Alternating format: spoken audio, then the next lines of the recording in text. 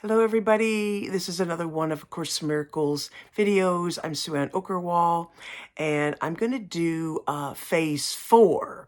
I'd gone through phase 1, 2, and 3 and didn't even really get into that there's a phase 4 that we do in the course, and that is after phase 3 because it kind of goes in order, right? Oh my God, I always make myself laugh.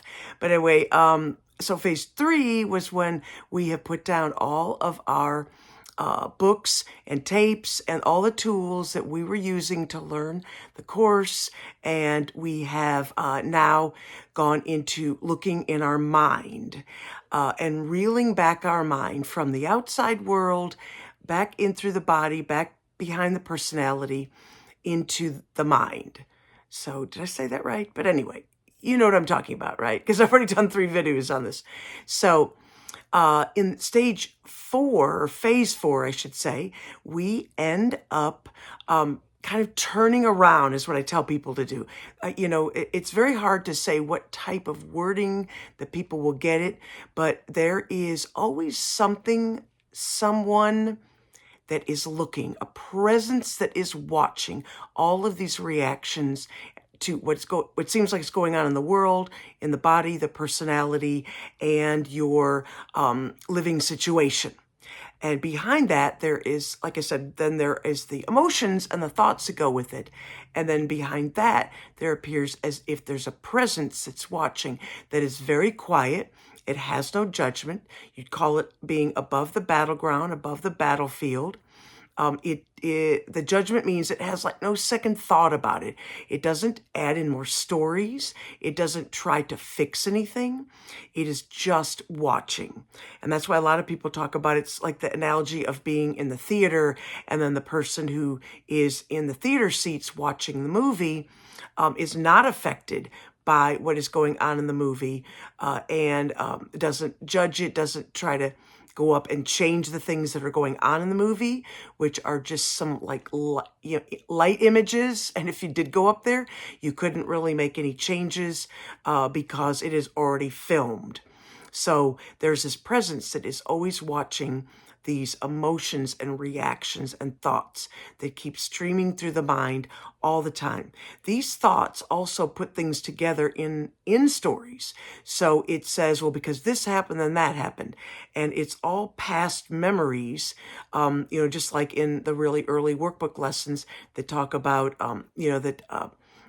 all I ever see is the past. I'm preoccupied with the past. A lot of those where you're looking at thoughts and you're realizing that you have no new thought, no fresh thought that isn't without a past association that helps put it into context of a worldly place where there are these stories. I bought a car because I need to drive, and now I'm driving and I remember how to drive, and to place yourself into time and space. Now, some people think we would go crazy if we didn't do that, but there is this very quiet one that is behind the entire whole thing. So that's what I suggest every day in like my posting that I do for like 5 years now in Course in Miracles Facebook groups, other people's pages, that that this quiet one is our real self. So phase 4 would be where you would become acquainted with, you would actually meet your right mind once again. And I can tell you, I can run other videos. I probably will do some like that. Like, why don't we know this part of ourselves? Why have we sheltered ourselves and veiled ourselves from this reality that we are, that is not in the dream and not in the illusion or the story, and is not the character at all? So in phase 4, we are going to be like as if turning around and wondering, who is it that has been, who is this presence? Who is this awareness, this consciousness that is watching all of these emotions and thoughts? And getting to know that is the peace that the Course is promising. It is the joy that the Course is promising. It is happiness itself. So it says, like, I am love because I'm created by love. I'm happiness because happiness made me. I'm probably quoting these a little wrong, but some of these later workbook lessons. So those are the ones that are talking about this phenomena of what we actually are. So you would have to find this and then get to know it good enough that you feel comfortable abiding as it. So what happens if there's still a lot of things for you to be looking at that you have not exhausted in the story, you will keep being mesmerized by the story and find yourself jumping back into being a character, or at least into the emotions of it, and think all those are real. So wherever we're putting our attention, that's what we are thinking is real. So if our attention is on reality, we will remember that that's real, and that has nothing to do with this world, and we're not even here at all. The quiet peace of like I said, peacefulness, of no extra thoughts coming, no second thoughts.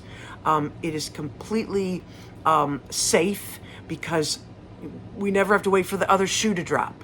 There's never another thing that's going to happen. You know, God is just a oneness that has no other thoughts. It's so ginormous, there's no extra room. There is no next moment. There's no next place to go.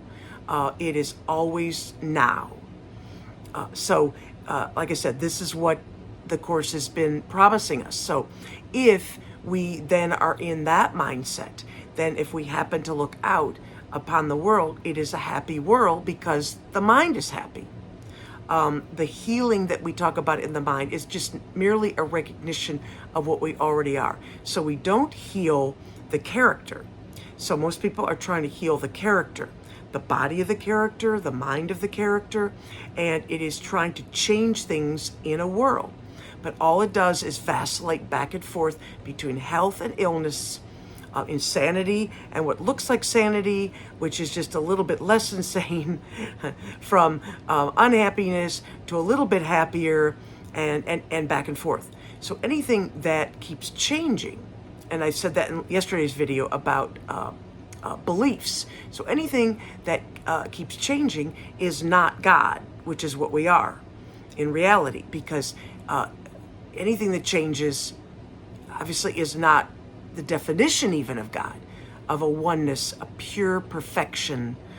In pure perfection, you don't have a slightly less perfect thing coming along next. It just remains always what it is, unchanging in its beautiful creation. So it's a feeling of a creation that is so safe and it never changes. So a lot of people say, well, that sounds like it's going to be like really boring. Well, that's because that is the character talking about that. The character wants constant movement, constant change, and it keeps one memorized that way, like a really good movie. In a really good movie, you want it to have lots of drama. You want there to be love, and then lost love, and then returned love.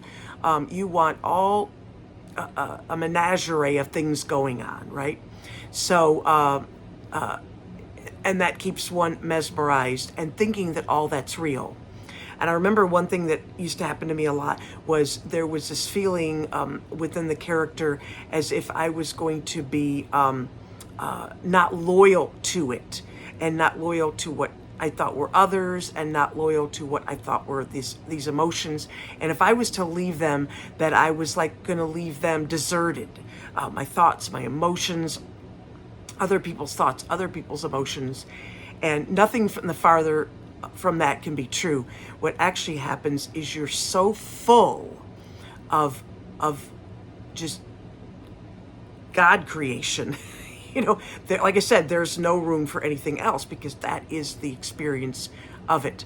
So you don't leave anything behind, and the story is you actually see it as a lovely thing that you had made, because I can run a video on that, because you cannot leave something that you hate. As long as you're hating it, you're going to keep it.